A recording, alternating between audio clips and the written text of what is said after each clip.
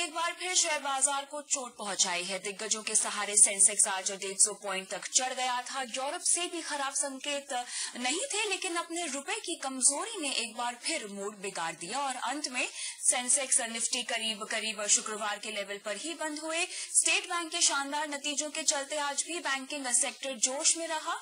और इससे पहले हम देखते हैं रुपए के बारे में हम बात करते हैं। हम देख सकते हैं कि रुपया 55 के ऊपर यहाँ फिलहाल हमें कारोबार करता रिकॉर्ड गिरावट है रुपए की। बहुत देर तक रुपया 54.99 के स्तर पे कारोबार करता रहा और फिलहाल आप देख सकते हैं रिकॉर्ड गिरावट 55.3 पे हम देख सकते हैं यहाँ पर रुपया फिलहाल कारोबार करता दिखाई दे रहा है। ये अब तक का रिकॉर्ड स्तर है।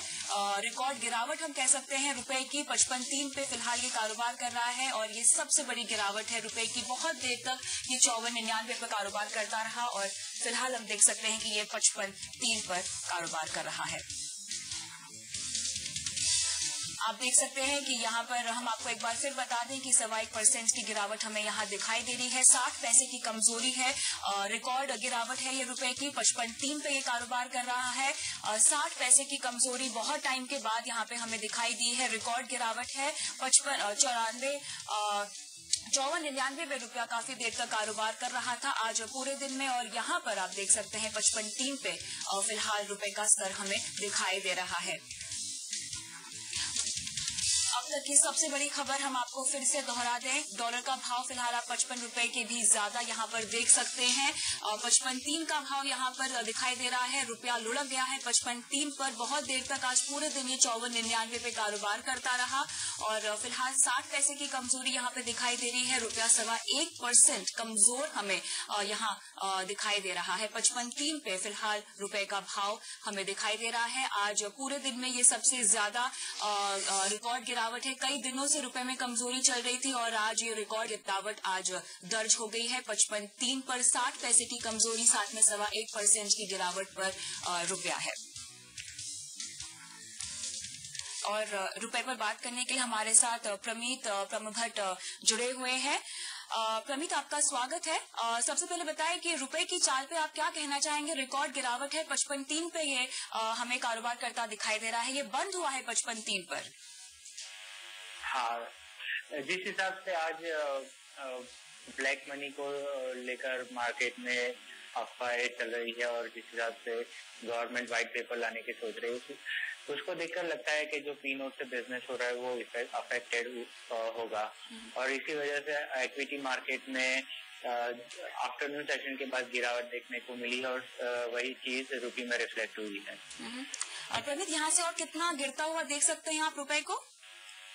ये जो आज की गिरावट है, जैसे हमने सुबह देखा कि रुपया कुछ मजबूती से खुला था और सपोर्ट लेवल था, बट बाद में जब ये पी नोट रिलेटेड इश्यू आया तब रुपये में गिरावट देखने को मिली थी।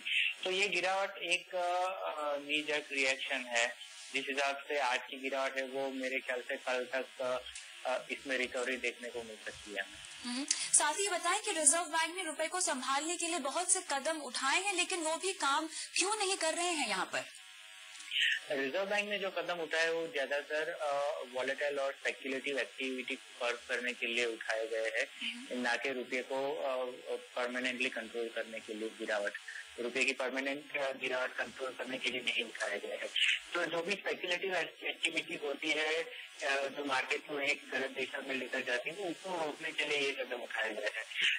उसके अलावा आरबीआई ने कुछ इनडायरेक्ट स्टेप्स लिए हैं जो लॉन्ग टर्म और मीडियम टर्म में इफेक्ट में आएंगे, तो वो हमें 1 से 2 वीक के अंदर उसकी इफेक्ट देखने को मिल सकती है। और क्या कदम उठाने चाहिए आरबीआई को आपके मुताबिक? जैसे हमें पता है कि आरबीआई के पास काफी सोर्सेज नहीं है डायरेक्ट और इनडायरेक्टली, तो उन्हें जो भी मोस्ट एफिशिएंट स्टेप लग रहे हैं ऑलरेडी वो उस पर काम कर रहे हैं। एक ऑप्शन अवेलेबल है जो ऑयल मार्केटिंग कंपनीज है और ऑयल इंपोर्टिंग कंपनीज उनको डायरेक्ट डॉलर उपलब्ध कराने की भी एक जो बात चल रही है। तो आरबीआई को जिस हिसाब से जो स्टेप जब एफिशिएंट लगते हैं वो ऑलरेडी ले रहे हैं। हम इंडियन सेंट्रल बैंक बाकी डेवलप कंट्रीज के कंपैरिजन में इतनी स्ट्रांग नहीं है जो मार्केट में आके डायरेक्ट डॉलर की सेलिंग कर सकती है, तो इस हिसाब से उनके पास काफी कम ऑप्शन रह जाते हैं। बहुत बहुत शुक्रिया प्रमीत, अपने व्यूज हमारे साथ शेयर